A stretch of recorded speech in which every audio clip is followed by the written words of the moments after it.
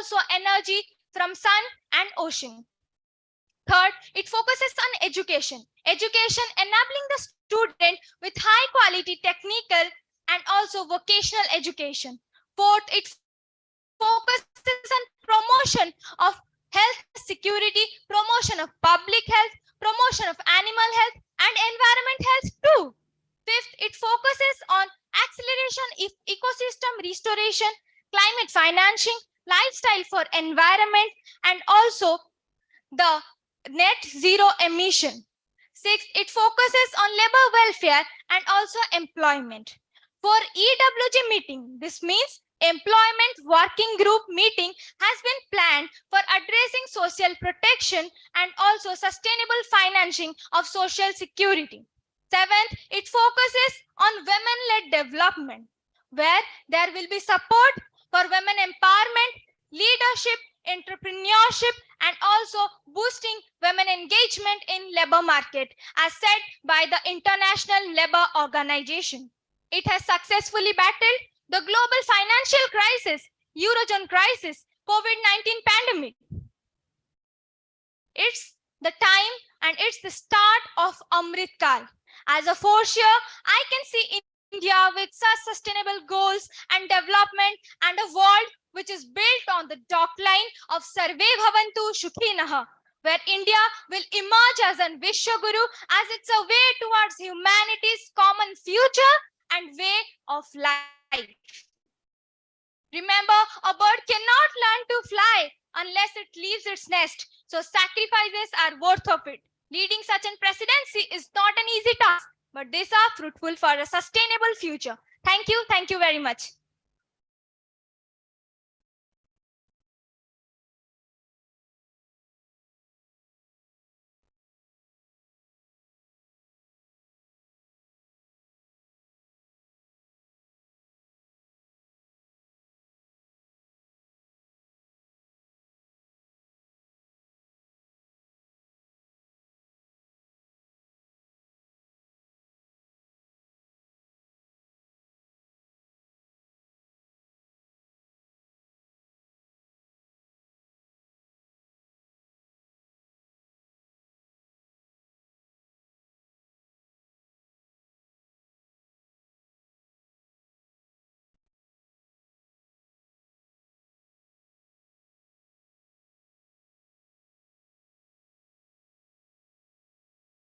A4.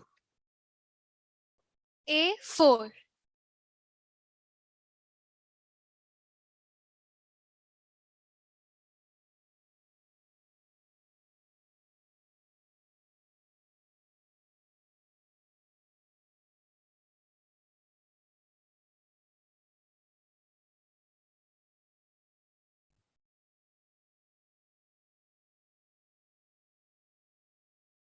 An enthusiastic June afternoon to one and all present over here. The topic for debate is much provocative. G20, a mirror of futuristic India. Well, let me tell you a personal experience of mine before putting forward my opinion. I heard my father was being taught by his teacher that India was a developing country. Most surprisingly, the condition is same even after 25 years. My teacher too has taught me the same, that India is a developing country still. When I asked the question whether G20 can play an important role in making India a developed country, I come to considerable conclusion that G20 can't be a mirror of futuristic India. I would like to articulate why. India's journey towards its futuristic vision is not without its challenges. It requires collective efforts, collaboration and cooperation from all G20 nations. When a G20 country to dominate another in several aspects, what is the way for collective efforts and collaboration? Can we expect cooperation among nations given this scenario? It is clear that cooperation is thrown into corners. All the talks regarding economic growth, climate change, sustainable development practices, trade and connectivity are simply namesake, but not in their real functioning. The greatest challenge the world faces today is neither global terrorism nor climate change, but the lack of unity among nations and having an eye for supremacy and predominance. Remember, friends, India is assuming the presidency of G20 at a critical juncture when the global polity is fractured. A new Cold War-like situation seems to be emerging. Can India bring unity among G20 nations? Will India be able to succeed in negotiating peaceful, constructive, and healthy discussions? Can India's participation in G20 discussion bring good future? Ukraine war cast shadows over India's G20 ambitions. And when India is still struggling with unsustainable debts to ensure basic amenities like food and energy security is to its citizens, how can G20 be a mirror of futuristic India? Why could not the G20 community stop the war between Russia and Ukraine? Astonishingly, supply of fertilizers and food is affected due to this war. India suffered from this heavily to the extent of risking food security. Friends, can you think what the future of India now? It is a task cut out for India to reintroduce globalization as each country is going in its own way through nationalism. When G20 community is looking to diversify investment destinations, it is exciting to know how G20 presidency gives the opportunity to India to bring global business to India at times. India's commitment towards sustainable development goals bears no fruits as the standard of living of the poor has no change. The poor have become poorer and are thrown into corners of the society. Building India as the skill capital of the world is yet another goal. The statistics made me astonished when I know that India's unemployment rate increased to 8.11% from 7.8%. What sort of future has G20 brought in our country? My question is still unanswered. Having said that all and hoping for the best future of each and every citizen, I'm concluding my speech. Thank you.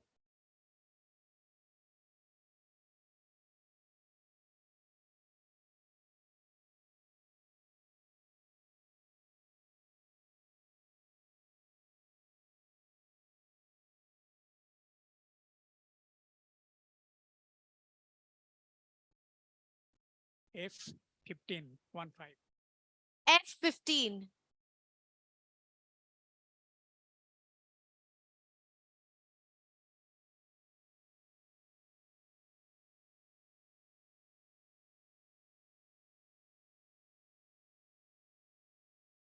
Coming together is beginning, keeping together is progress, and working together is success. A very cheerful afternoon to one and all present over here, esteemed judges, respected debaters, and the members of audience. This is F15 standing before you to shed light upon the topic of immense importance and envision the future of India through the lens of G20. It was year 1999 when Asian financial crisis was in rear view and G7, a group of 7 developed countries, failed to achieve its motive of solving international economic dispute. People realized that globalization was not sufficient and need more cooperation. Thus, led to formation of G20 or Group of 20, which comprises of 19 countries along with the European Union. It is a premium forum of government and plays an important role in shaping and strengthening global architecture and governance on all major economic issues. It brings together all major and symmetrically important economy that make up 85% of global GDP, 75% of global trade, 60% of land area, along with 2/3 of the total world's population. India is a rising power with growing economy and thriving startup culture. However, it still faces challenges in enhancing its international standing. Hosting G20 provides us with a platform to showcase our rich culture, heritage, and tradition on an international level. 2023 will be a momentous year for India by hosting G20 Summit from 1st December 2022 to 30 November 2023 and by sharing our success story with the world. Now, being specific with certain effectiveness of hosting G20. Firstly, having a glance over international cooperation and collaboration. As India is hosting 2022-23 G20 summit, it can invite non-member in the upcoming summit and hence can strengthen its bond with other nations. Next up, we have accelerated, inclusive and resilient growth.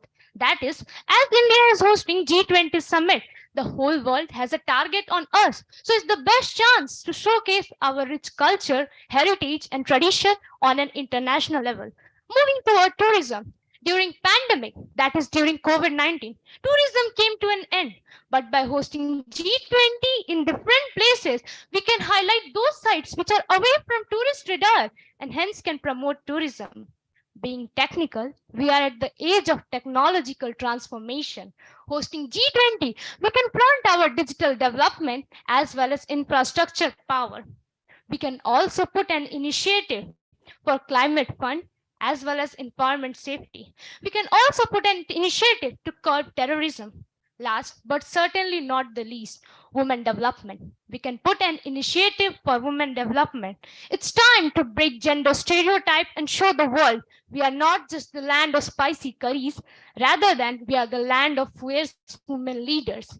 In conclusion, my witty companions, G20 is not just a mere gathering of nations. Rather than it's a chance for India to shine and show the world who we actually are. Today, it's not just me standing here and delivering the speech. It's about each and every one of us actively participating in this interactive session. It's time to seize this moment to dream, shape the future we envision for our beloved nation.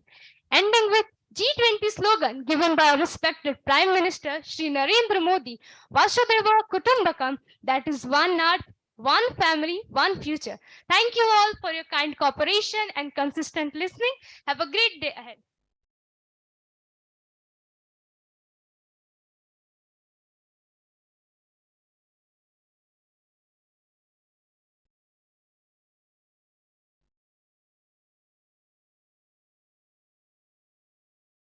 A17. A17.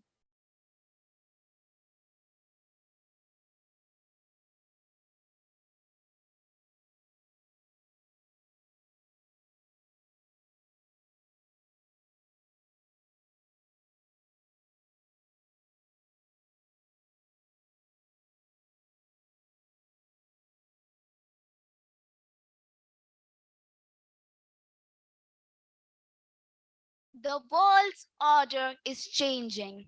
A group of various kinds are propping up every year in the name of G20, G7, G5. The name of G20, G7,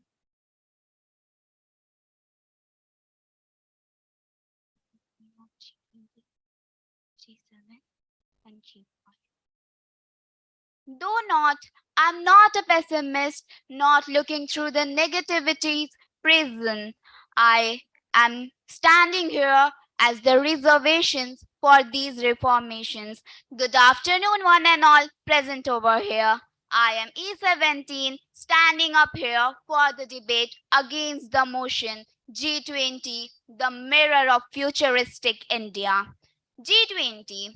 It was one of the first multilateral forums to give both advanced and emerging economies on equal footing on the same platform.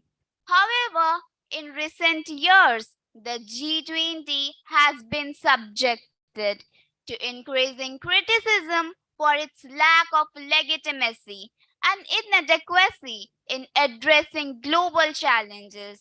The G20 as a grouping has not been able to expedite the restoration for dispute resolution, despite highlighting its urgency in several of its high-level meetings. According to Clement Landers, a senior fellow at the Center for Economic Development, the private creditors to the DSII debt service have refused to participate voluntarily. China, which was the largest creditor to the DSII countries, have exempted its government-owned lenders, by classifying them as private sector entities. G20's failure is reflected by its inability to make the private creditors a part of the debt suspension scheme. The members of the G20 have failed to break the impasse on climate goals. Countries such as US, Japan, and Canada disapproved of the idea of committing to keep global warming below 1.5 degrees Celsius and phasing out coal. However, countries such as India, Russia, and China continued to defend the use of fossil fuels. Despite the pivotal role the G20 played during the initial stages of financial crisis, however, concerns were raised about a wide number of issues regarding the nature and implications of the G20 for global governance. In contrast to the commonalities punctuating collective actions in early stages, the G20 10-year on is no longer dealing with an immediate financial crisis, but rather with an underlying systematic crisis. This special issue underscores the club nature of the G20 in global governance. Operating outside the traditional pillars of formal institutional architecture, the G20 has always struggled with the question of legitimacy, compounding the challenges confronting the forum 10 years on from the financial crisis of 2008 is the grinding down of group adhesion, exacerbated by the lack of binding rules within the forum. Thank you everyone. Jai Hind, Jai Bharat, Vande Utkal Janani.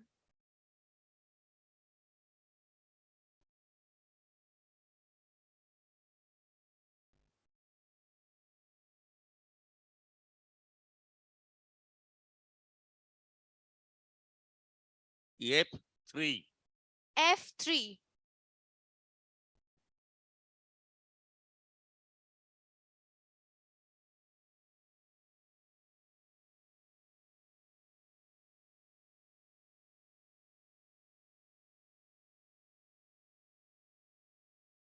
Vasudhaiva Kutumbakam, which means one earth, one family. This is not just the theme of the G20 summit hosted by India, but it's the mantra which is inside each and every Indian's heart. We consider each and every human being our family member. A very cheerful afternoon to one and all present over here. This is token number F3, presenting before you my arguments for the motion that is G20, a mirror of futuristic India. G20, or a group of world's 20 huge economies, if we comprises of 60% of what total land area, two-thirds of world's total population, 75% of international trade, and 85% of gross world product. But what does this actually represents? These number tells that these countries have the powerful, are thus powerful that they can change the earth's fate. They are world's most prominent, efficient, and economic nations, and our India is one among them. We are still in our developing stage and aiming to reach our centenary year of independence as a developed nation. Now you may ask a question that how G20 play a major role in the development of India. G20's major goals represent global economic cooperation and green sources development. This year's summit also focuses upon global food security, digital infrastructure, tourism and agriculture, and a new lifestyle which is meant for the environment. Now, let me give you an example about my apartment. My apartment has the facilities of rainwater harvesting, compost, and also makes large-scale tree plantations during one Mahotsav. But if I want to do it myself single-handedly, would it have been a grand success? Definitely not. But when I made it into a community work, it became a grand success. The same is with G20. The G20 is like an apartment and the nations are the families living inside it. If one nation want to do a big project single-handedly, it might not have got much benefit. But when it unites with other nations and do the same work, its mission gets accomplished. This will also reduce the border tensions and the terrorism, primarily for the nations like India, Pakistan, and China. And this will benefit India majorly in three ways. First, it will discourage border tensions and encourage world peace. Secondly, it will reduce India's defense budget, which we can utilize in research and development work for the public. Thirdly, it will strengthen our bonds with 18 more nations. Let me tell you a fact that our economy and GDP are one of the finest in post-COVID era. Our economy is fifth largest in this whole world. The major developed nations like USA, Singapore, Japan have invested the most amount of money in since last 5 financial years of us. Our digital fintech UPI is one of the most fastest and secure digital transaction. The last year, 46% of total global real-time transaction was just done by UPI. Our fintech is so much popular that even Japan is not behind in applauding us. Our Vande Bharat Express is one of the finest express of our India, which represents how ahead we are in Indian railways. Our space agency ISRO also depicts that how we great in the space agencies in the space by sending 104 satellites at once to the space. We are aiming to reach world's the highest GDP in 2050 with 30 trillion dollars. This G20 presidency is a proud moment for India as this summit will be action oriented, inclusive growth and decisive. We will present the world India's experiences and databases for the development, and this will be a very, very important opportunity for us as with this much power also we are considered as a nation of snake charmers. This is the time to show the world that we are the nation of Sone Ki Chidiya, and G20 is the mirror of futuristic India, and there's no doubt in it. Thank you and have a nice day ahead.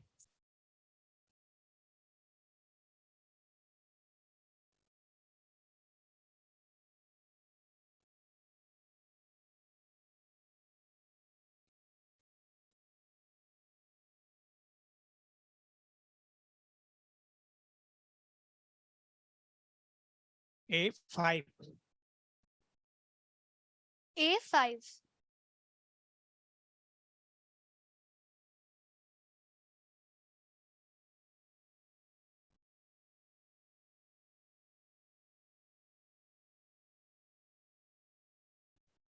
Good afternoon to all, esteemed judges, my fellow competitors, and honorable audience. Today, I talk a number A5 is fortunate to be a part of this debate competition. I want to stand against the motion that G20 is a mirror of futuristic India. I want to argue that G20 is an annual meeting of leaders from the countries with largest and fastest growing economy. Its member account for 85% of world's GDP and 2/3 of its population. This group has no permanent staff of its own. So every year in December, a G20 country takes the presidency in a rotating way. And this time, India has got the presidency after Indonesia, and the country awaits to see a meaningful result. The G20 has merely meandered around important challenges to the world economy and doing precious little about it. Consequently, in past few years, there were persistent criticism of G20. Many critics regarded it as one more place to talk for shop and photoshoot.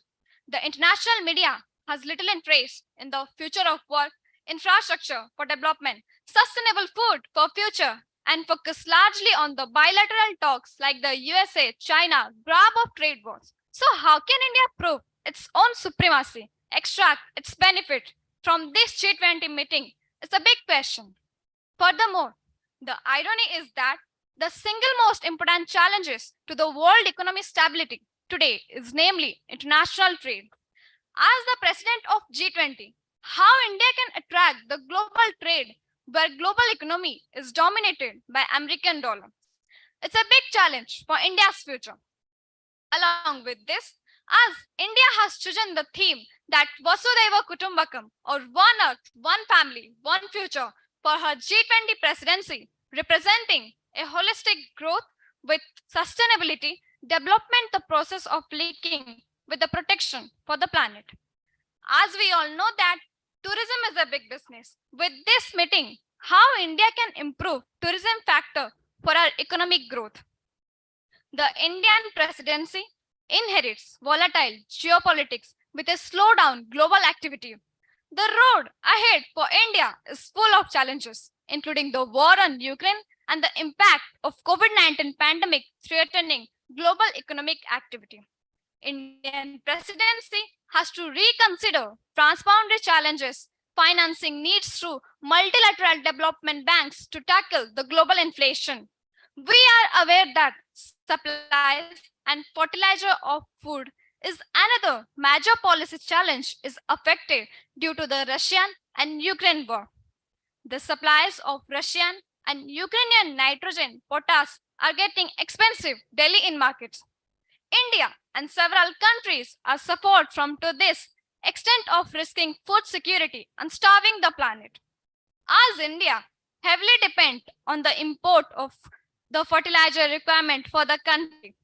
Now it's a challenge for India how to handle this condition and how India can extract its benefit from this G20 meeting.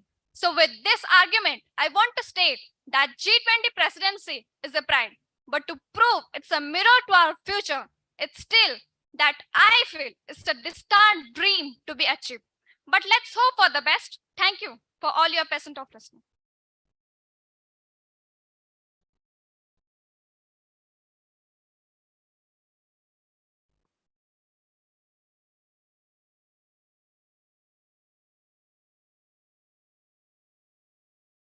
F10. F10. F10.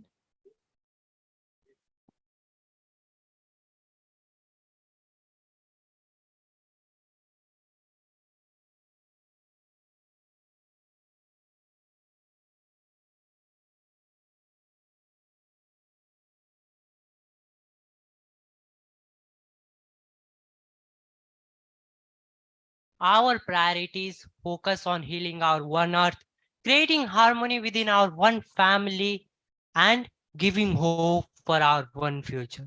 Good afternoon, honorable jury members, respected teachers, and my worthy opponents and fellow friends. So I am here with the topic, and I am gonna to speak in the favor of the motion. Okay, so before I begin, let me set forth the story before you all. Once there lived 195 friends in a colony. But suddenly, a series of problems began in everyone's life. So, 20 of their friends decided to form a group to help each other. Now, my dear friends and worthy opponents, I have a question for you all. Should they be awarded or trapped in a controversial debate? Yeah, it's a blindfolded archery, and the characters need not to be introduced. The group of 20, G20 has played malfeasant innings from its debut in 1999, and its share for India is enough to make a debate-ending change. Talking about such benefit for the India, the G20 has made an outrageous impact on the trade of India from the economical countries. Yes. And the G20's diplomacy for India is also furthermore geared towards technology and other items such as infrastructural goals, innovative health solutions, and digital financial inclusions. So, besides this subsidized project, the G20 has also flashed the torch on women empowerment, leading to the creation of W20. The G20 empowers under India's presidency is prioritizing the shift from women development to women-led development. Yeah.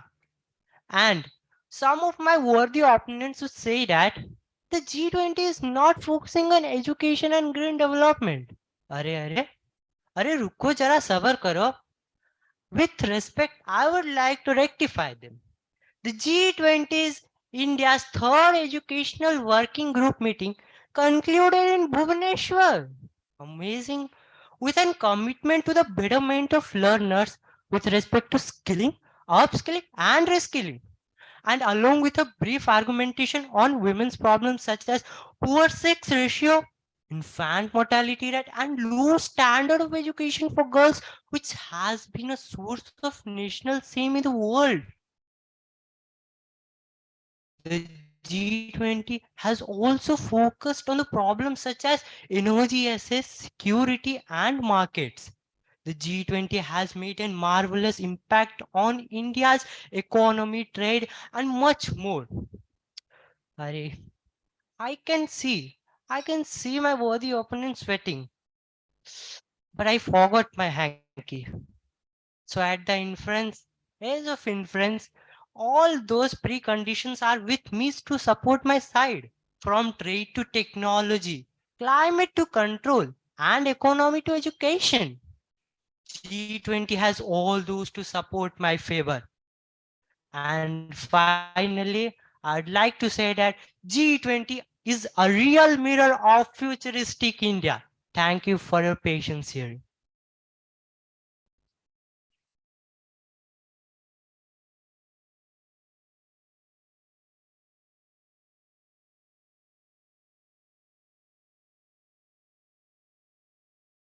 A11. A11.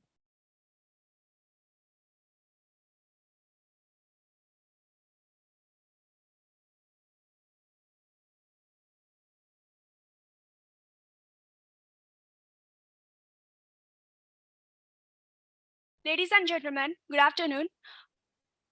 This is the 11. I extended my heartfelt gratitude for inviting me to speak before this distinguished audience. Ladies and gentlemen, esteemed judges and fellow debaters, today I stand before you to shed light on the dark side of the futuristic India, often portrayed through rose-tinted glasses. While vision a futuristic India, it maybe sounds good, but it raises the odds and socioeconomic inequalities. And as we advance in technologically, there is a danger that only a few privileged can reap the benefits, and leaving behind the marginalized communities and widening the gap between the rich and the poor. The vision of the futuristic India must be ensure equitable distribution of resources and opportunities, which might be neglected in the pursuit of technological development. Automation and AI-driven technologies are integral to the futuristic India narrative. However, the reliance on advanced technologies poses a threat to the millions of livelihoods of our citizens. We must prioritize inclusivity and ensure equitable distribution of resources and opportunities, of which might be neglected in the future.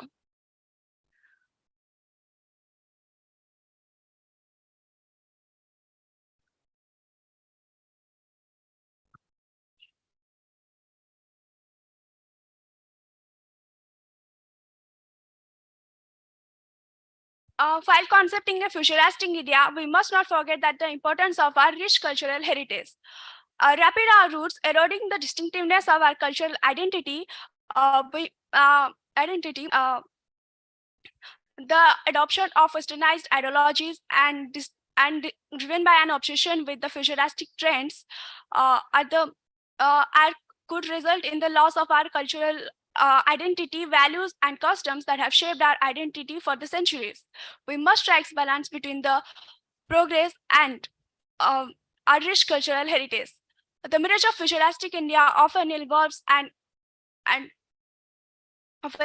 advanced surveillance systems, biometric identification, and data-driven governance, which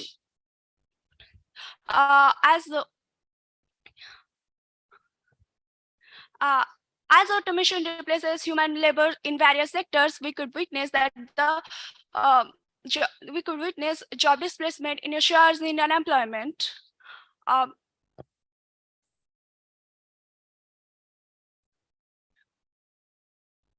In conclusion, I would like to envision I would like to, in conclusion, as we envision the mirror of the futuristic India, which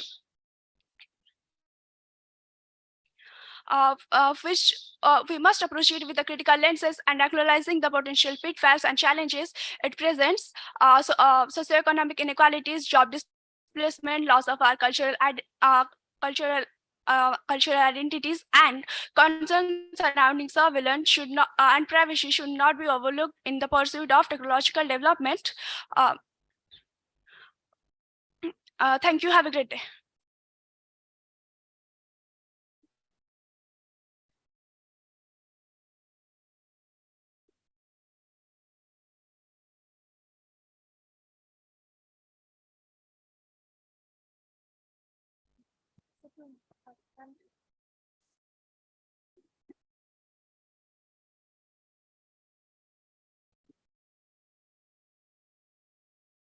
F2626. F26.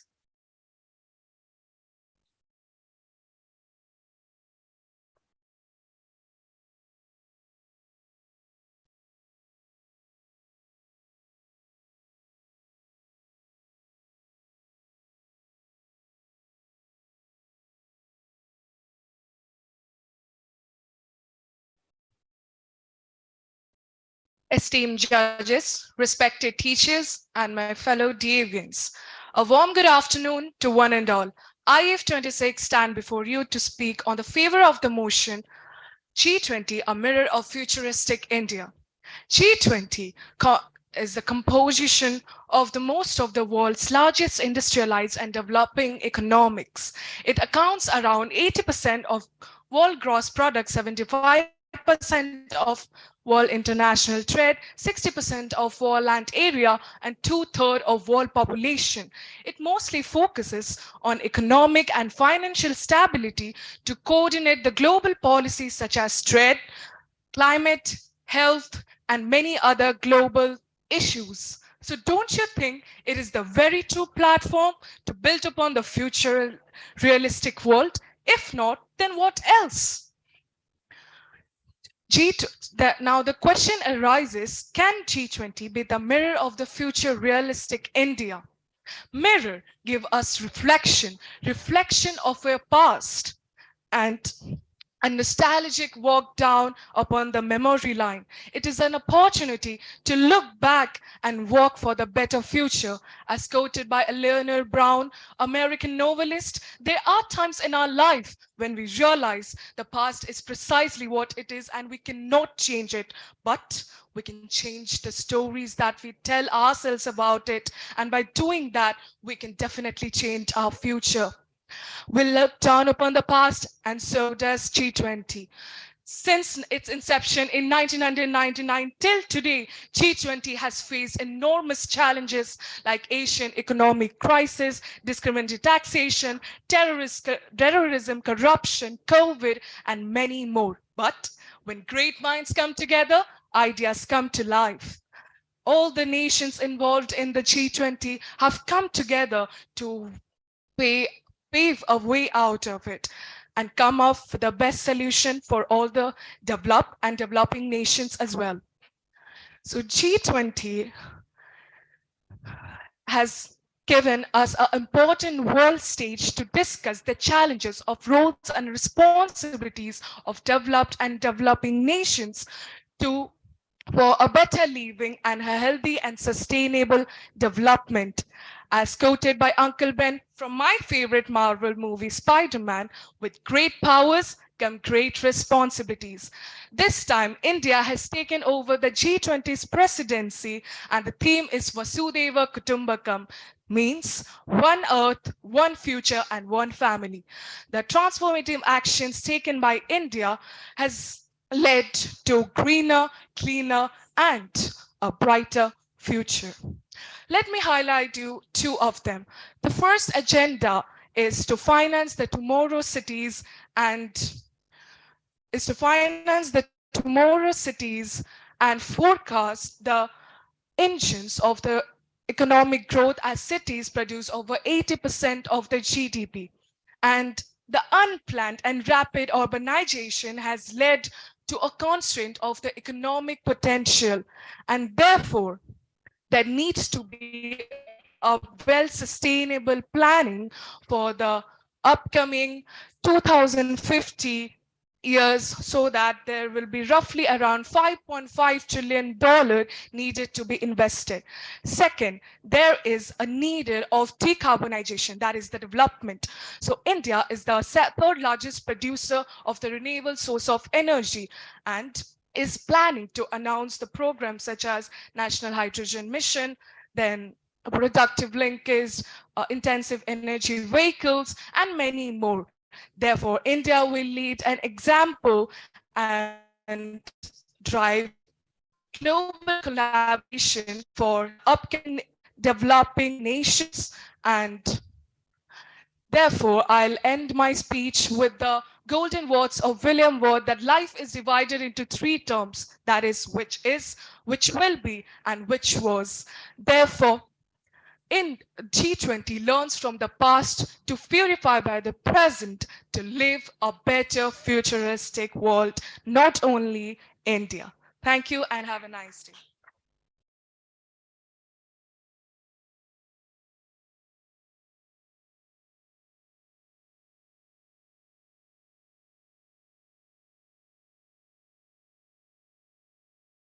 F3. F3. F3.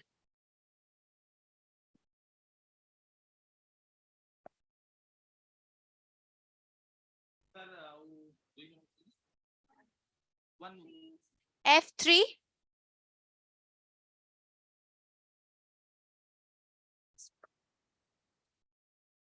Yes, ma'am. The last one. Yes. F27. F27.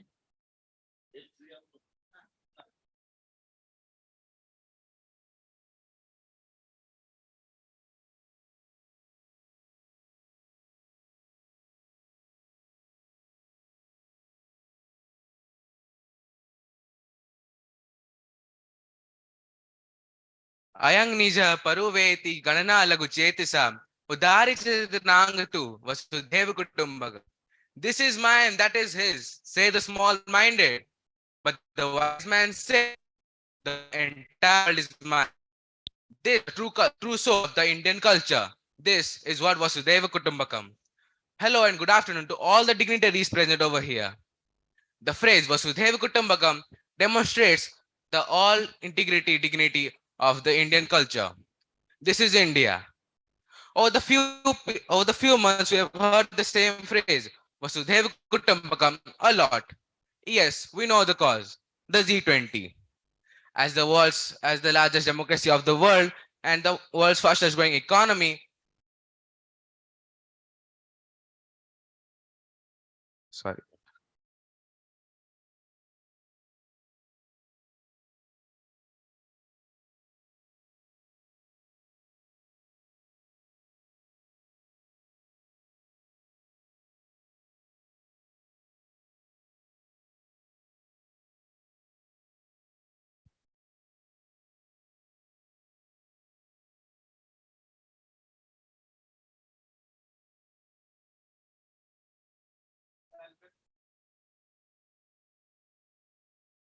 With this, we have come to the virtual end of this debate competition. To listen minutely and judge 52 participants from 26 schools is indeed a Herculean task.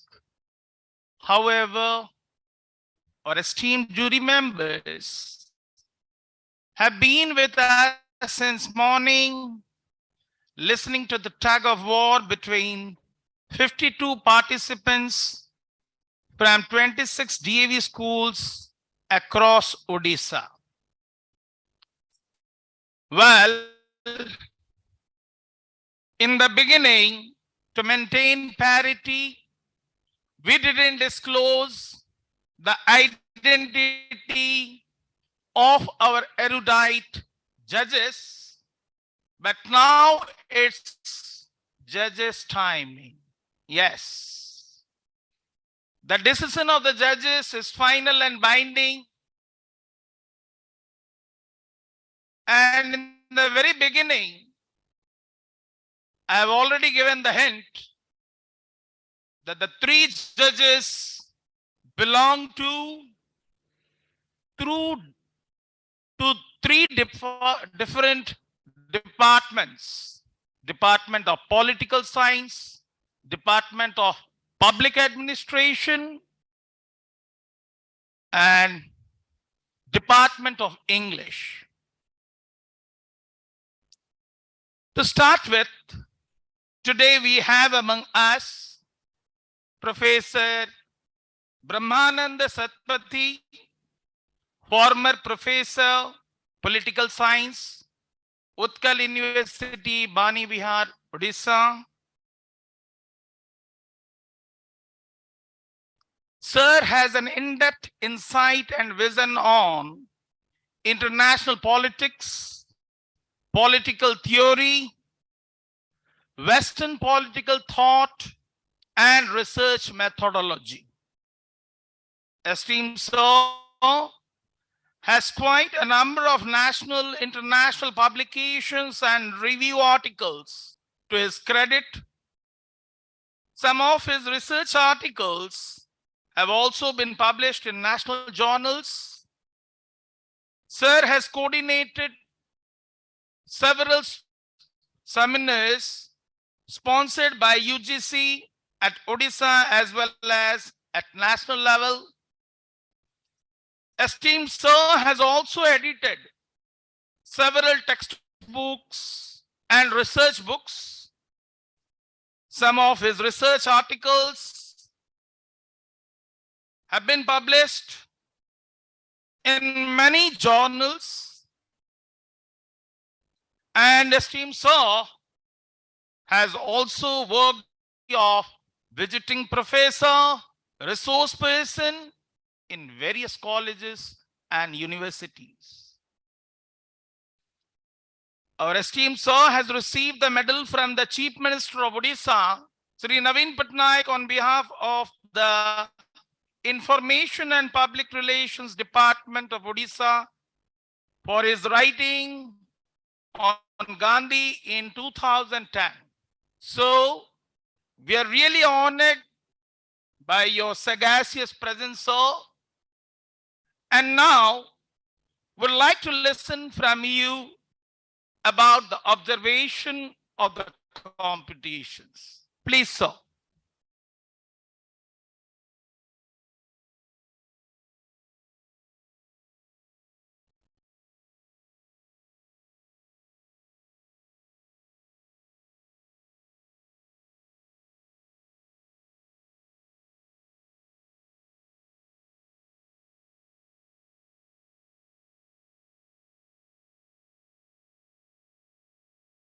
In absentia,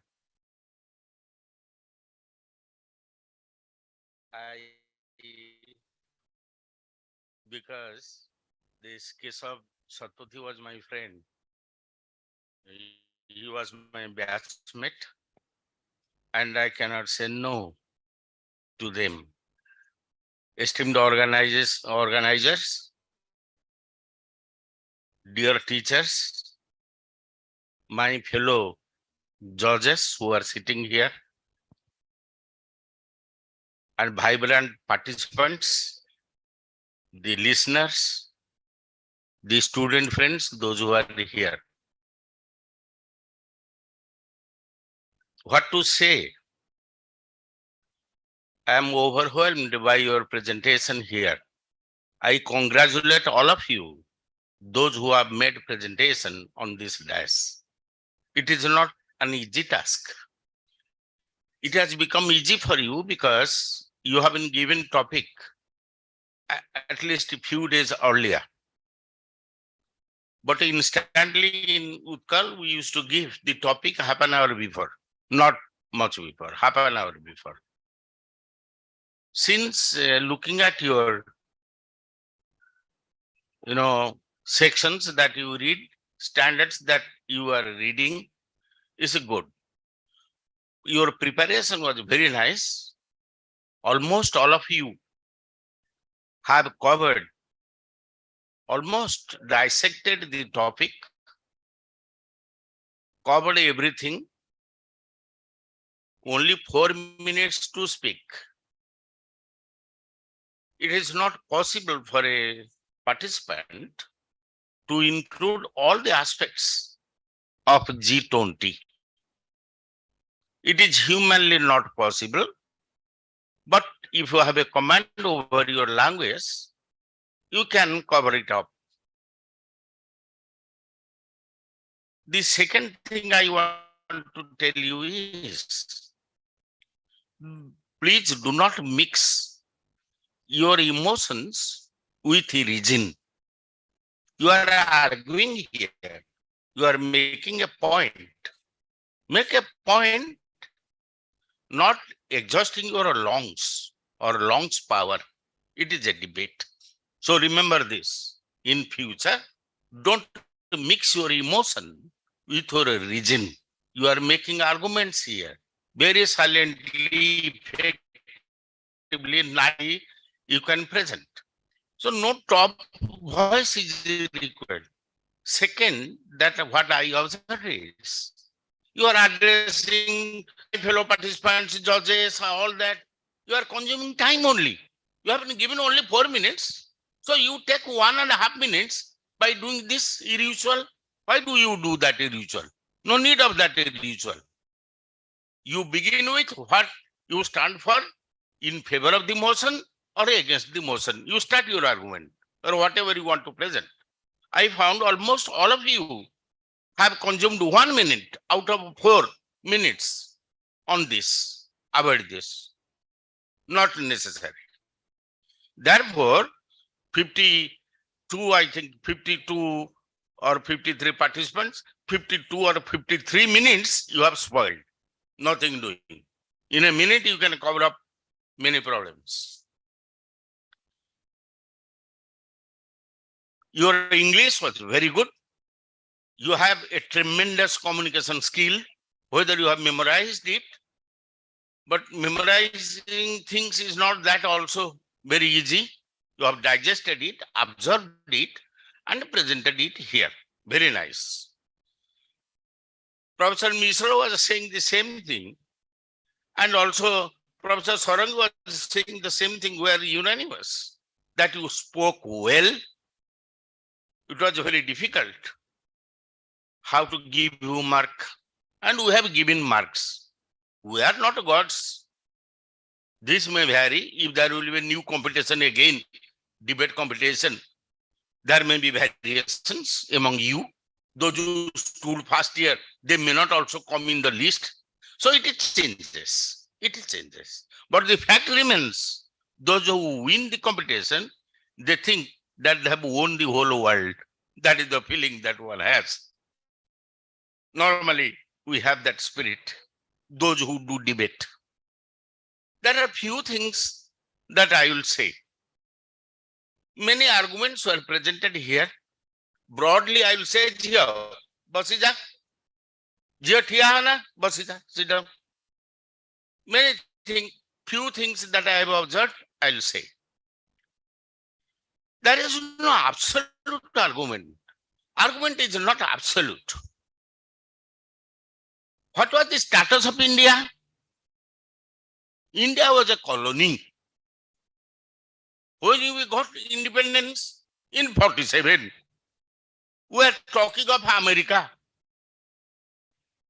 1787, they have the constitution with them. We are talking of Britain, where democracy developed from 1215 Magna Carta. So immediately we will be equal with them. It is not possible. But within a short span, managing 1.4 billion people in India is not an easy task. It is difficult. Very, very difficult. Earlier there was a port to Mammoth. Americans there, they will supply us care feeding and we will eat it in India. We have no food to eat. There is no hunger or death today in India. It is not a small achievement. We have Monrega. We have Monrega. It is legally binding. A lot of things have been done in India. A lot more needs to be done. At a stroke, you cannot remove everything and do everything and reach the heaven. It is difficult. We are a colony, and now we are ahead of our colonial masters or a colonial master, that is Britain. We are ahead of them. By no means it is a small achievement. Which country does not have, or which country does not suffer from this type of crisis? Many countries are, they do not have oil. Geographical distribution is not done by you nor by me. You have oil deposits, contribution of geography. Therefore, things are not equally distributed by nature among all the countries of the world. No country in the world can develop in isolation. She has to develop in association. No country is an island. Therefore, cooperation, collective effort, connectedness, interdependence, these are facts of life and facts of a country. Some raised a point of Ukraine, Russia-Ukraine war. These security issues are not included in this agenda, in G20. It was not a part of G20 agenda. They didn't sign the declaration, both China and Russia. Why? They said, why this has been figured out in your document, will not sign. This same thing when G20 meeting was held in Kashmir, Jammu and Kashmir, they deliberately created a problem to say to the world that Jammu Kashmir is a disputed territory, we will not go there. And some of the Arab countries, like Turkey and all, they didn't come. They said, no, this is a disputed territory. And China was instrumental, Pakistan was instrumental in doing this. Along with us, Pakistan got independence. Why don't you compare India with the Pakistan and Sri Lanka and Bangladesh? Why? Look at the dollar and their rupee. 300 Pakistani rupee makes $1. Ours is 82 rupees. So to say wishfully that we will be above them and all that, they have not become developed within a day. They have not. Do you know the history of America? America had originally 13 independent colonies. Out of that, America grew. And that we see today, Americans. Therefore, it is a wishful thinking. We have a clause in human rights declaration, right to development. The Western countries said, who will develop you? Who will develop you? You develop yourself. We don't have means to develop you. Therefore, we cannot live in isolation. We are not an island. No country in the world, however rich or poor she may be, they cannot remain in isolation. There is a sense of dependency. There is interdependence. The degree may vary. Hence, I will tell you, because you have already made a debate. One point is agreed. Why India, being a democratic country, abstained from United Nations resolution? That's a big question. India is a democratic country. India should have supported a democratic country, Ukraine. But India neither supported it nor opposed it, remained absent. What are the compulsions for India to remain absent? 17,000 students are stranded in Ukraine. They have gone for their MBBS degree. They are doing there. That was the compulsion. Take for example, when Zelensky said, those who are taking oil from Russia, they are consuming our blood. He said, now India has become the hub, purchasing crude oil from Russia, does refines oil in India, and all these Western countries, they used to purchase that oil. Do you think that they do not know? There are questions in the Western media. Why do you purchase it from India? That India has brought it from Russia. It is a sense of dependence. It led to rising inflation, economic slowdown. A lot of things happened, and it is still happening. One aspect I said. Therefore, we should not be answered in a very absolute sense. There are differences. What India gains out of G20? Some said, some skipped also. 19 plus EU. EU is not a country. EU has 27 member countries. Europe has 50 countries. EU, there are 27 member countries in EU. 19 plus 27. You count like that. They have, and many of you did not mention Sherpa. Sherpa is very well. Who is doing all this? The representatives of the leaders of different countries, they have come together and they are monitoring, watching, overseeing, noting down the outcomes. And lastly, they will produce it. They will, collect all these outcomes and they will present it in the summit. Wait for the summit. That is important. Because as many said, it is on the paper, it is on discussions, it is a dialogue, it is the exchange of ideas. True. That is true. But this thing did not happen. And this is a good beginning. Coming together is a good beginning.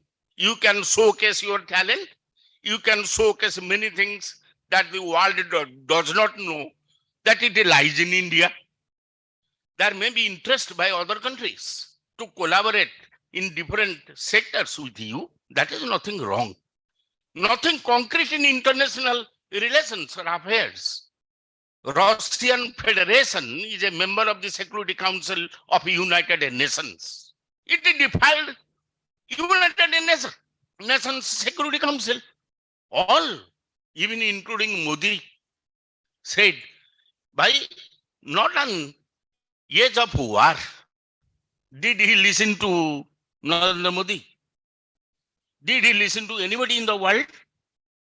All the out of 193 countries, 141 countries supported that it is aggression done by Russia. Russia should withdraw. Nobody mentioned the Wagner Group.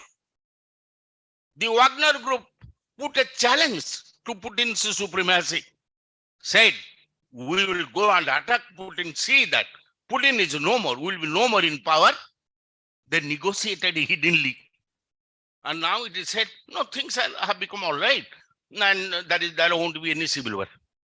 That is a problem also in Russia. Nobody is free from this problem. One who grows out of violence will end in violence. What is the use? Is Ukraine equal to Russia? A small country, Russia is a superpower. Every day killing, destroying. Why? Why? Because you have superiority in weapon. Taking Crimea in 2014, continuously attacking Ukraine and taking its territory. Nobody sees that humanitarian angle. How many babies have been killed? How many families have been removed from Ukraine, taking shelter in other countries, have become homeless? Have become homeless. And these things also must come into, because who will punish Russia? Question is, who will punish Russia? Russia says, I can kill the entire humanity by my atom bomb. If you can do so, why do you fear Ukraine? Why do you fear Ukraine? So many things are there. Many things are there. That was just I hinted, as you said. Therefore, one lady informed life. What is that? Life? Lifestyle for environment. What is that lifestyle for environment? Environmentally sustainable and responsible lifestyle choices. Things that we use is not lifestyle. It creates problem for the environment. All this that we use pollute the environment. Why you talk of one country? All the countries of the world making promises right from Paris Agreement. Some refer to Conference of Parties of 27. Since then, have you seen any reduction? Only they are shifting the year. 2015, 2030, 2070, nothing will happen. Because this you require for your development.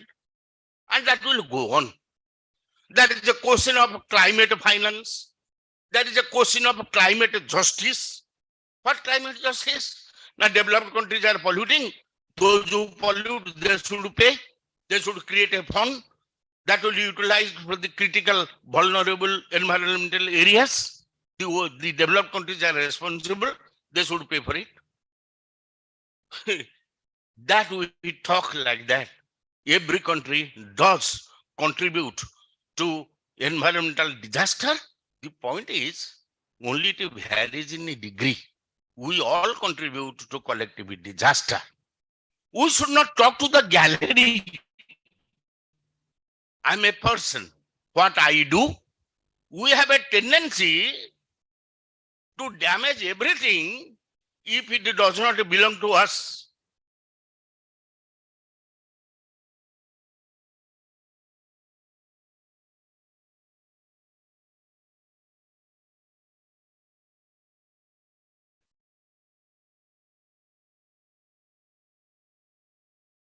What we do in South Asia,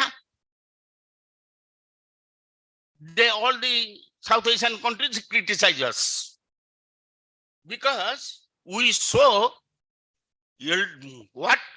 elderly brother attitude to them. We do not talk to Pakistan. We do not have a good relationship because Pakistan is already sold to China. Look at our neighbor. String of pearls. Nobody is ours. Neither Nepal, nor Sri Lanka, nor Bangladesh, nobody. We are also isolated in South Asia. It is the least to say about China. It is the least to say about China. China is our permanent type of, because we are not also responsible for that. We have inherited a colonial legacy where there is a boundary dispute. We have not created in the eastern sector the boundary dispute. We inherited what was under British India. We inherited it. Sir Henry McMahon line was in dispute, signed in 1914. We are paying for that. We are paying for that. All this, sir, has come. Some also highlighted on women empowerment. This is vital. This is vital. Who does this nuisance in India? Do you require 2.8 billion police to check you? Who does this nonsense? Somebody from the civil society does it. Who misbehaves with women? Not coming from America and misbehaving here. We misbehave. We misbehave. Who made their life hell? We have made their life hell. And now addiction, drug culture, this, that. Why women? Men are fearing to go out of home in the evening. This is the problem that confronts us. So we have internal enemy and we are the enemies. We should change our behavior.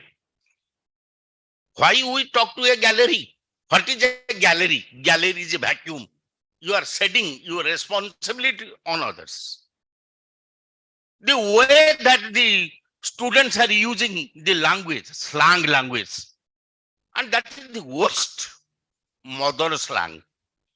We knew that each one of us sitting here has a mother. They are using it as if something eatable, addressing each other with that mother slang. Who is responsible for this? Narendra Modi is responsible for this. So we should not say that everything should be done and we should not do anything. We can be change agents. When we stick to it, that as an individual, as an active citizen, I must be a change agent, then only India can change. The whole world can change. I tell you, G20 has given a facelift. There is no doubt about it. At the same time, those who spoke against it, yes, this is ambitious. This is something idealist. Yes. But ideal, we must strive to reach to the ideals. Had there been no ideals, where to go? We would have been directionless. Therefore, ideals are necessary for all of us. Therefore, I say that India is a world in miniature. India is a world in miniature. We have everything in India. And the presidency, G20 presidency that India has taken, it is a step forward. And the rest of the countries of the world, they believe, they have a faith on India, and India can do something for them. As somebody said, does not have a legitimacy. What do you mean by legitimacy? That most of the countries are not involved. At the same time, you are saying 85% is GDP, this G20 they have. 85% of GDP. How much is left out of 100? Only 15%. So in a way, this is the representative. And they are not parochial. This issue will continue to be there. It will stir our young mind. And there is no instant solution. It will be a gradual process. Thank you so much for listening. Thank you so much for enlarging, educating me on this topic. Thank you so much. I thank you, Professor Kesav Satpathy, that he has come. Thank you so much.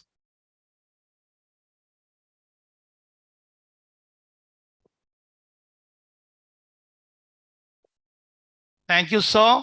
Your minute observation and feedback is indeed a learning lesson for all on international politics, Western political thought, and many more areas. Sir has given vivid examples all over the world. Thank you very much, sir. The participants must have learned a lot from you. We really feel honored and privileged to welcome our very own Regional Director, Odisha Zone, Dr. K.C. Satpathy sir, and Madam Ipsita Das, Principal cum ARO, DV Public School Unit 8, Bhubaneswar. To this spectacular debate competition, we welcome you, sir and madam.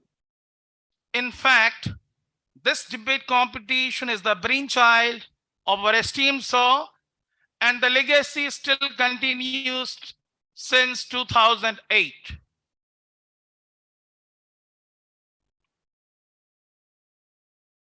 We also have among us Dr.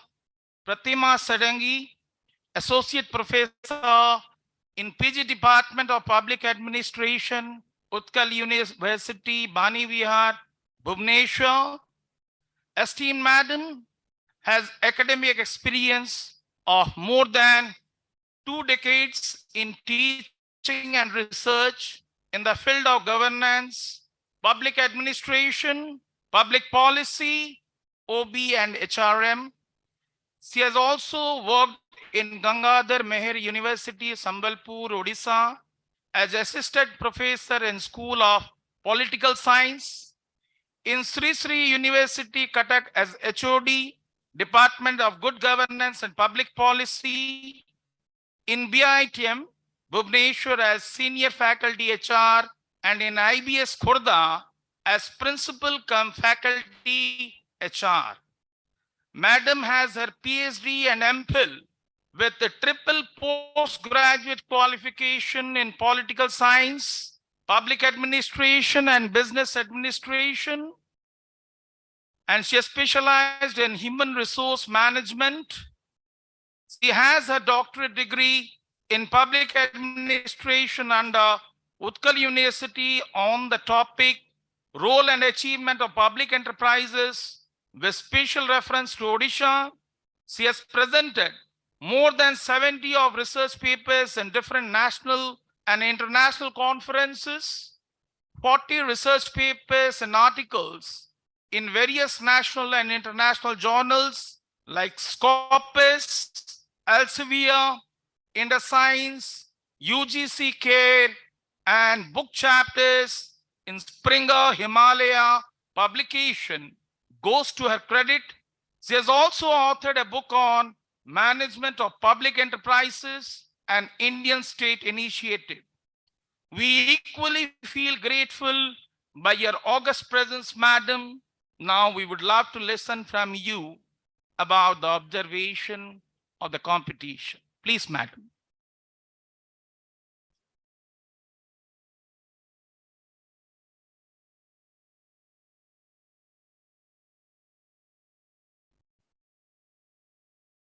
Namaskar and good afternoon, one and all.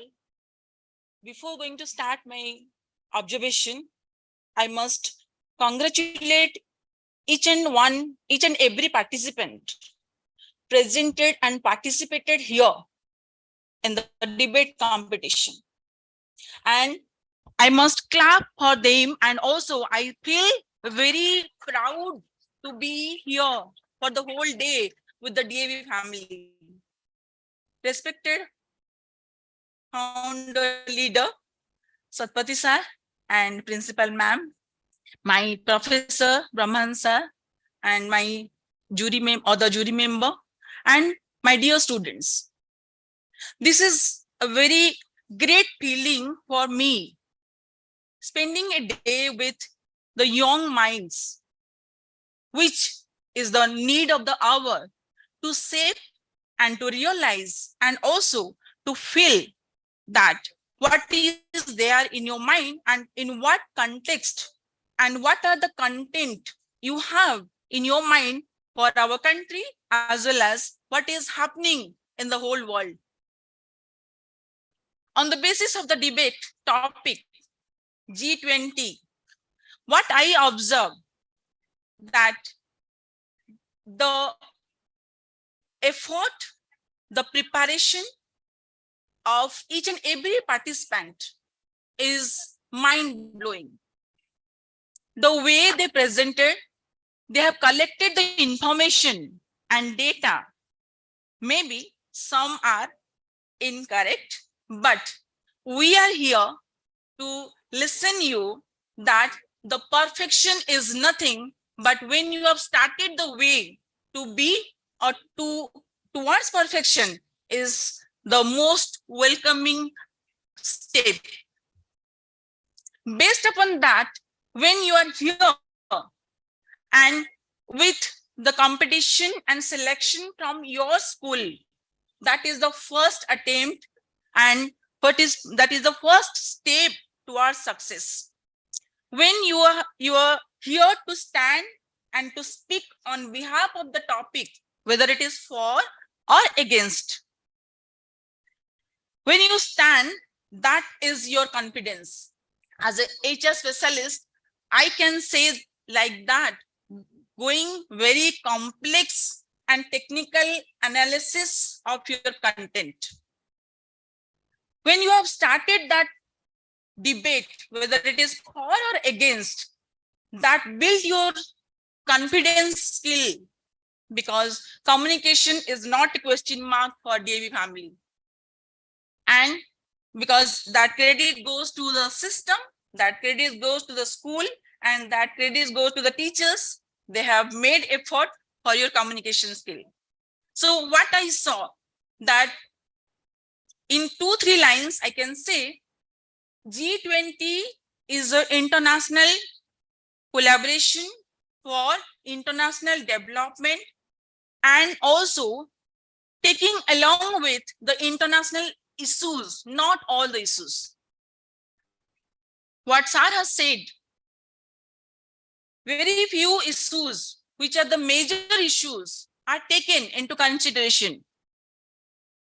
And when we are here for the whole year for the G20 presidency, maybe I can say starting discussion and debate is the first step to move forward. And I think you might have listened the story of Turtle and the rabbit. The today's lesson, the today's line is not slow and steady wins the race. It was there. Then the middle time, faster is the winner. Now it is cooperation is success. So in the G20 is a step where we can think for discussion, debate, collaboration, and also cooperation to achieve success. So all the best for your future journey. And also I thank DAV family and the DAV school for inviting me to be here to spend a very good, a nice day with DAV family. Thank you.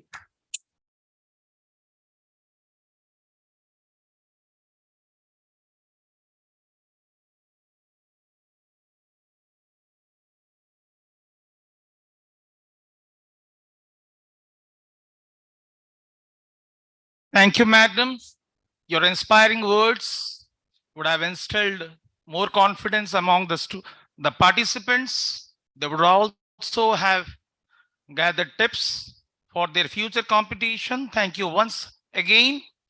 We also have among us Dr. Goparanjan Mishra, a very popular figure in the Department of English, educated at Ravensa Collegiate School, Ravensa College, Cuttack, and Utkal University, Bhubaneswar, where he did his masters in English.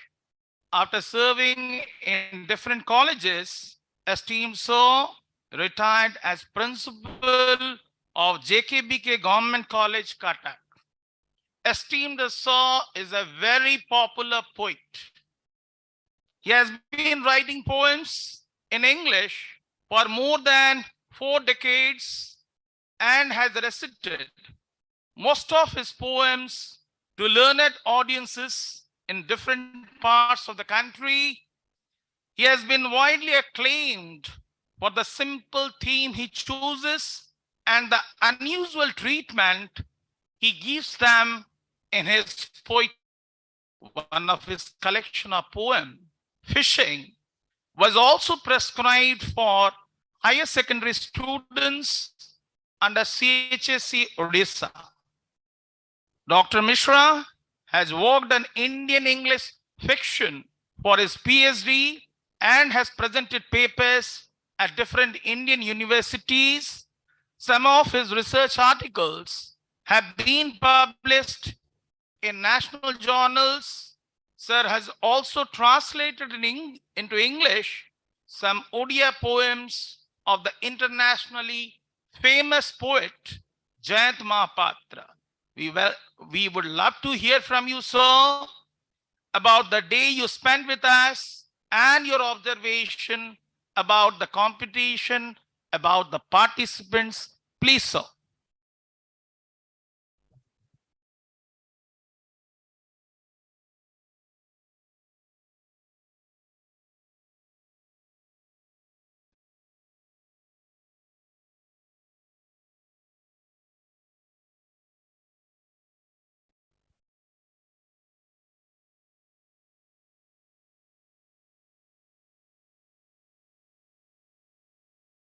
Good afternoon, everyone.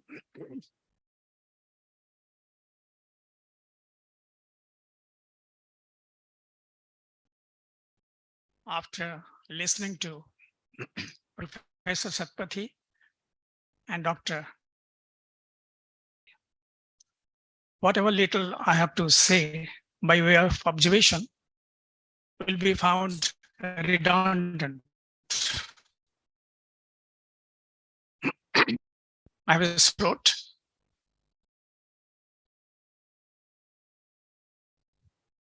But one thing I must make it very clear.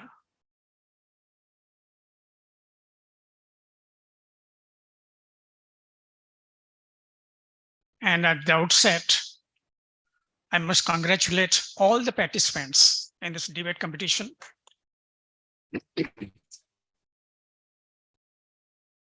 I don't know what will be the result, but all of you spoke exceedingly well prepared.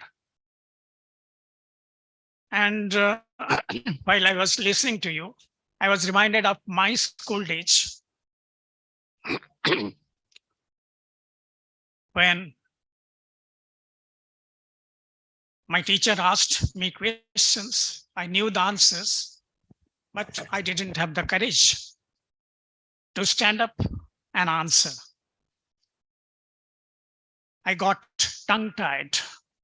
It seemed all the blood rushed to my face. My ears started ringing, and I felt so nervous. And considering that at your age, the confidence and the courage with which you come to the stage, face the audience, and speak with such fluency, and you articulate your feelings so competently, you deserve all credit. And I'm sure if you develop this habit in future, some of you will turn out to be brilliant orators, just not debaters. It's a very topic so relevant today to our times. Yet some of you spoke in favor of the motion and some against it. But all of you spoke very well. That's all I can say. As regards reciting some poems, I don't know whether I should recite a poem of mine or, as Rupesh requested me in the morning hours, I should recite a poem by Guljar.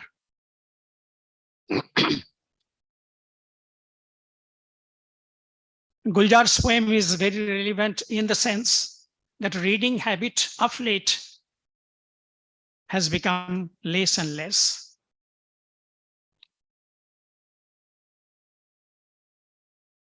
Some years back, I had been to Lucknow University to attend the All India English Teachers Conference. It was a 3-day conference, and in one of the sessions, the noted filmmaker and poet Guljar had been invited as chief guest. He spoke for about 15-20 minutes. And when the interaction took place, one of the delegates, there were some 350 delegates from different parts of the country. They were all teachers of English. And one of them stood up and said, "Sir, please sing a song." Probably he had an idea that anyone connected with film industry in any capacity is capable of singing. Guljar smiled and said, "With that request, you are taking a great deal of risk because I am no singer. At best, I can recite a poem written by me." and he recited his famous, very well-known poem, Kitabein. I'll be reciting it. Well, the speaker of the poem happens to be a passionate book lover. But when the poem begins, we find that this book lover is cut between two worlds, the world of books and the world of computer.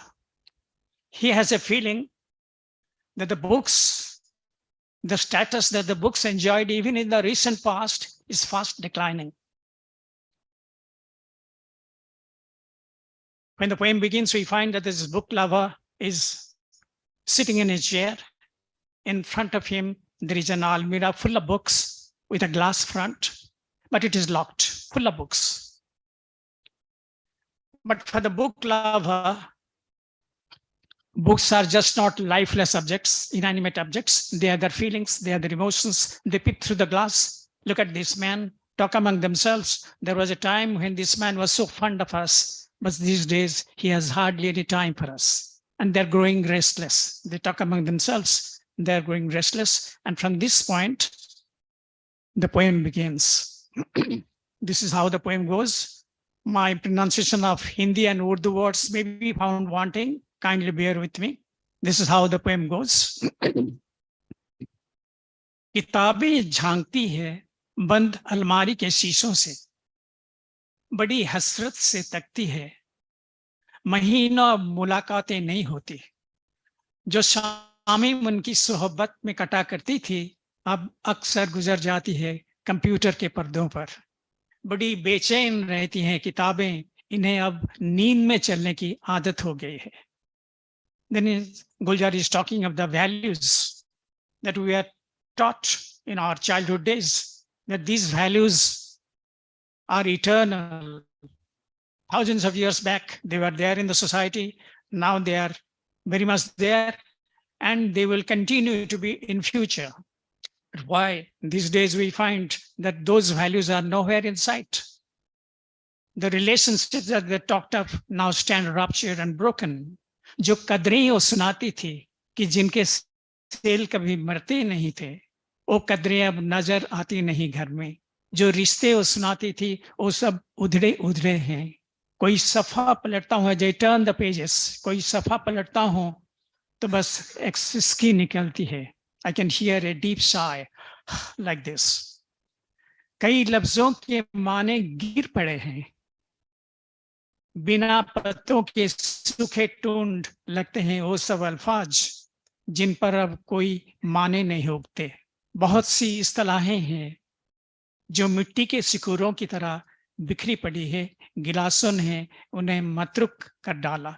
Just as earthen cups have been made redundant by glass tumblers, similarly many words, many phrases are there just mechanically, they lie scattered about the pages, but they have lost their meanings. Similarly, some aspects of culture have also been outdated. Then he's talking something of which we always feel something universal about it. जुबा पे जायका आता था जो सफ़े पलटने का. Imagine some very passionate readers who while turning the pages, they have a habit of putting their finger on the tongue, and as they turn the pages frequently, the typical flavor of the page comes to their mouth. जुबा पे जायका आता था जो सफ़े पलटने का, अब उंगली click करने से बस एक झपकी गुजरती है. बहुत कुछ ताबता खुलता चला जाता है पर्दों पर किताबों से जाती रब्ता था. The personal bond I had with books once upon a time cut गया है. कभी सीने पे रख के लेट जाते थे, कभी गोदी में लेते थे, कभी घुटनों को अपने रिहल की सूरत बनाकर नीम सजदे में पढ़ा करते थे, छूते थे जब्बी से. O Sara, then the last part of the poem, where in a lighter vein and with a romantic touch, Guljar concludes, O सारे इल्म तो मिलता रहेगा बाद में भी, पर वो जो मिला करते थे किताबों में, सूखे फूल और महके हुए रुके. It's a reference to love letters which young boys and girls exchange among themselves for non-academic purpose. वो सारे इल्म तो मिलता रहेगा बाद में भी, पर वो जो मिला करते थे किताबों में, सूखे फूल और महके हुए रुख के, किताबें मांगने, गिरने, उठाने के बहाने रिश्ते बनते थे, उनका क्या होगा? वो शायद अब नहीं होंगे. That's how the poem ends. Because I have a sore throat, I'm not able to pronounce all the words clearly. Okay.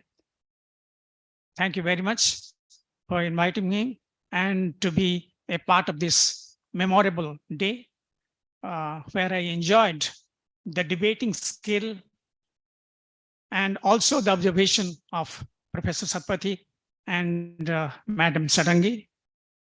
I take this opportunity to express my deep sense of gratitude to all the organizers, the principal, the regional director, Professor Satpathy, Madam Ipsita Das of DAB Unit 8, and all other teachers and dignitaries, parents and teachers from different schools.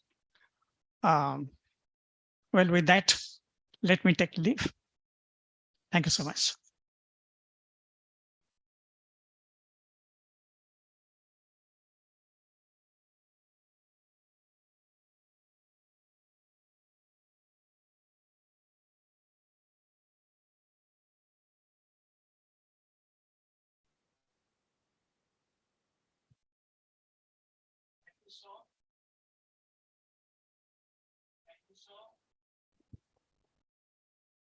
We always love to hear from you. So it's not a new occasion for me or for the Department of English. But today the participants have got introduced to Dr. Goparanjan Mishra. Children, the poems that he writes are very heart-touching. If you get a chance, don't miss the opportunity to read the poems of Dr. Goparanjan Mishra, sir.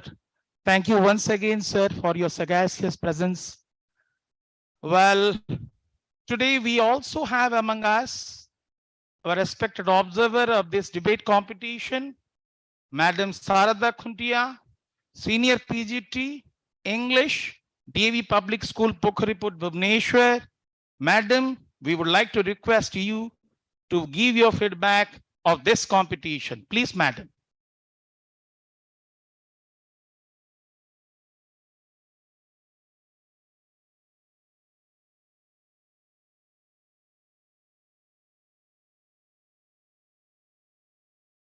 Good afternoon, esteemed judges, revered dignitaries, my dear colleagues from all over Orissa's different schools, and the dear participants. It was indeed a privilege to listen to not just the participants, but also the esteemed judges. And it's been a real experience to sit here from morning and listening to all such wonderful views of such young minds. Whether G20 is a mirror of futuristic India or not, I leave that to the judges to decide. But this debate competition, this very stage, really presented a mirror of the future citizens of India. And I really think you have done it wonderfully, and the future is really bright for our country. Dear children, such clarity, such confidence, and with such elegance, all of you were here and you were facing us, you were presenting. Yes, some of you spoke more than 4 minutes, some of you spoke a little less. Of course, we were observing, me and my friend there, Mr. Jyotiranjan Das, we were observing, and we have reported all of it. But in spite of that, the very courage that you took to come here and face us, as our principal ma'am told in the morning, that you all have been selected and you have come here. That itself is an achievement. I know your anxiety for the results and you're waiting eagerly for it, but your coming here and speaking, this achievement is itself something that you should cherish, not that whether you get a prize or not here. Thank you for giving this wonderful opportunity to experience all of this. The host school, I thank you so much for calling me here. And all the participants, those of you came here and presented your views.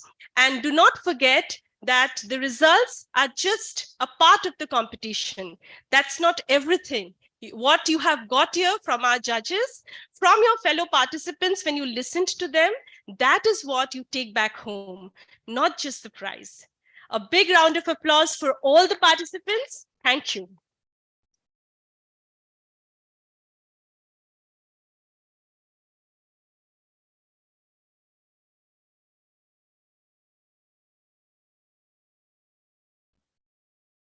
Thank you once again, Sarada Madam, for staying with us throughout the day, observing the participants and giving a candid feedback at the end.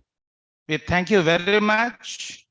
Now we have come to the culmination point of this debate competition, declaration of results, fingers crossed, heart beating faster.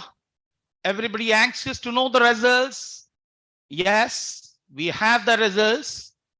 The panel of jury have given their verdict. Now it's time to welcome all the day's dignitaries, our regional director, Dr. K.C. Satpathy and Ipsita Das Madam and our very own principal madam to be on the stage. I would also like to request our honorable judges to be on the stage. Please, sir, please, madam, please come on to the stage. The results will be announced by our revered regional director, Dr. K.C. Satpathy, sir. So I would like to request all the day's dignitaries to come up on the stage, and at that time we would announce the first, second prizes in both the categories, that is for and against category. Once we be on the stage, all of you people, the guests be on the stage, then we can declare the results.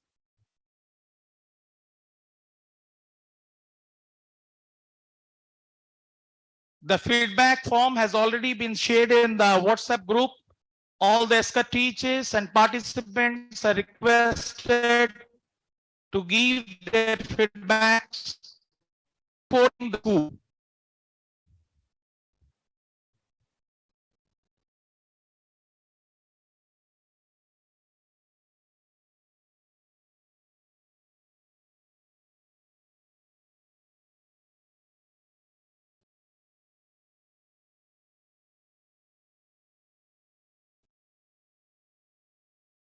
Now I would like to request our revered regional director, sir, to please declare the second prize in for category and the second prize in against category.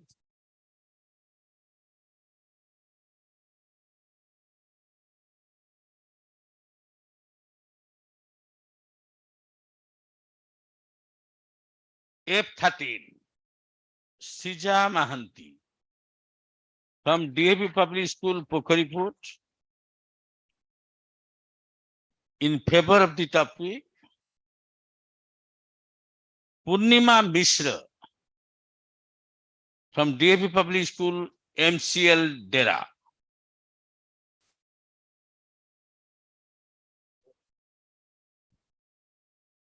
Prabjot Kaur and Purnima Mishra, please be on the stage. Prabjot Kaur, sorry, Srija Mahanti from DAV Public School, Pokhariput, Cuttack.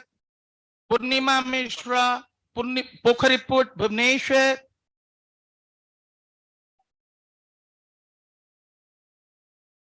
Purnima Mishra, DAV Public School, MCL Dera. Sir, we have the first prize also.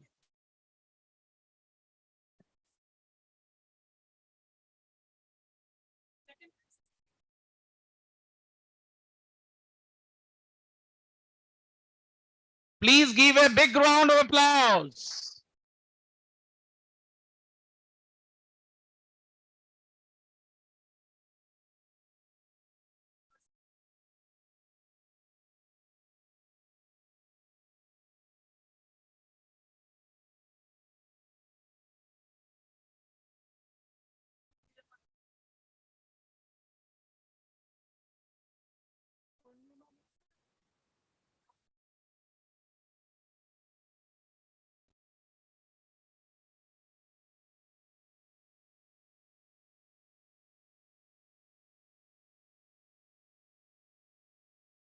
Once again, a huge round of applause, children. Please clap. Congratulations, Srija and Purnima. Now the time to declare the first prize. I request her, please, to declare it.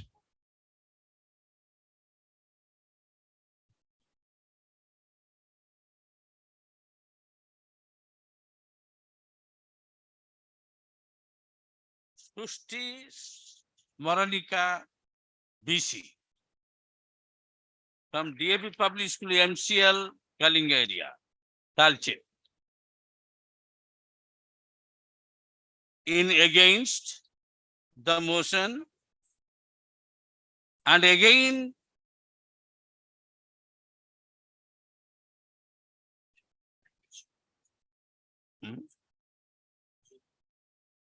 Prabjot Kaur from DAP Public School Dera.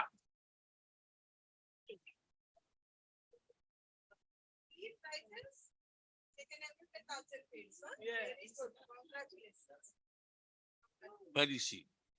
She's there.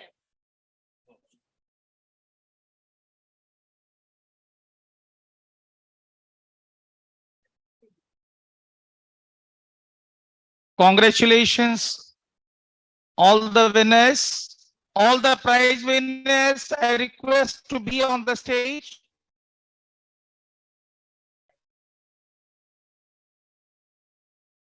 I also request the escort teachers to be on stage. I also request the escort teachers of the winner school to be on the stage.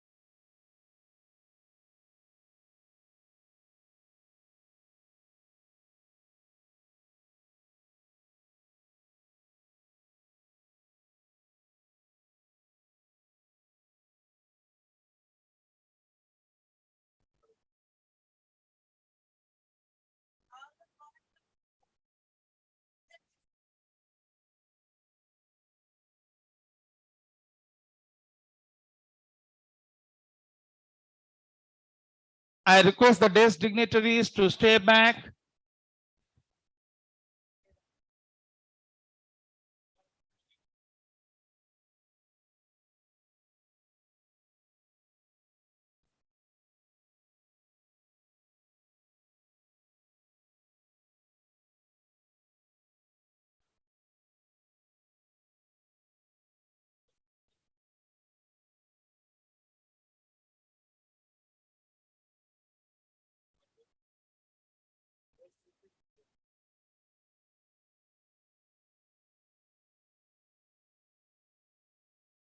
Thank you, dear teachers. Thank you, children. Congratulations to all the winners.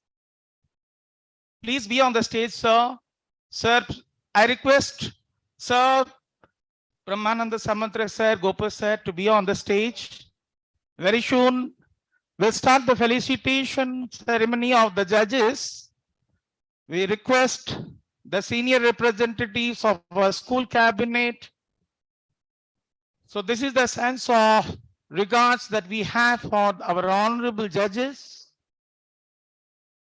We honor you, ma'am. We honor you, sir. We honor sir with a pot, an uttariya, and a token of love.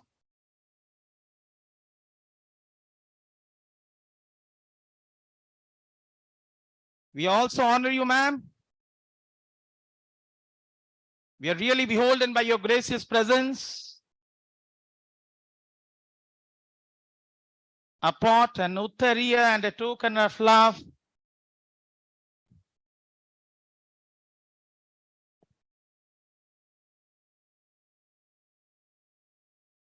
Thank you, sir.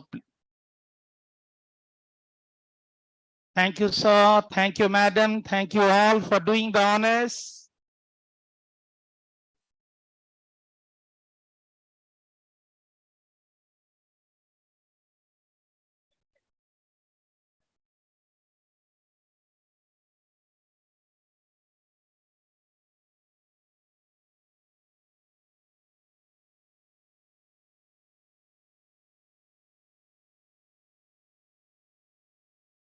A round of applause for our Bhabya Atithis.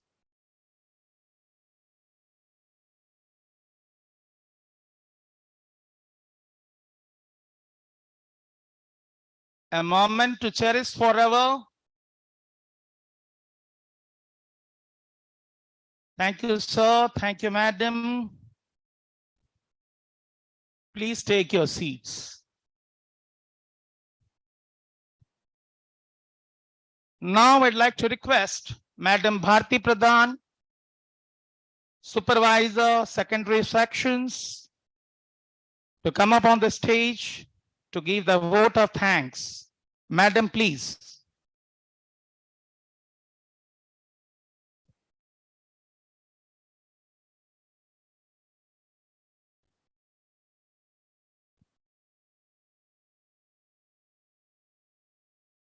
Former President of USA, John F. Kennedy, says, without debate, without criticism, no country, no administration can succeed, and no republic can survive.